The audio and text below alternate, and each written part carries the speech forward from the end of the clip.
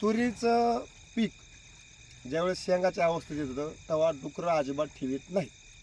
बीड तालुक्यातल्या कोणत्याही गावात गेलं तर हीच परिस्थिती.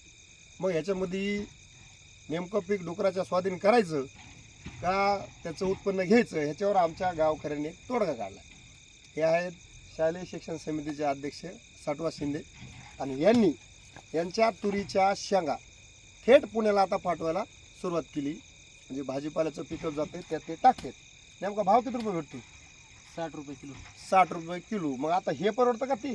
आता हेच बरं म्हणायचं ते काय वाटर व्हायला ते सगळं वन प्राणी काही ठेवाय नाही काय ठेवणार काही डुकरं अजून हरण आहे तर आता काय सांगायचं सगळं इबय त्याच्या असा हा तोडगा काढलाय. मात्र ह्या डुकराचा बी बंदोबस्त करायला पाहिजे. सगळेच तोडगा काढू शकत नाहीत, मात्र यांनी काढलाय. आणि आता गावातून असं बाहेर जाताना हे दिसलं म्हणून म्हणलं एकदा सगळ्याला सांगावं की शेतकऱ्यांनी असा तोडगा काढला तरच फायदा होईल, नाहीतर सगळं डुकराच्या स्वाधीन. धन्यवाद.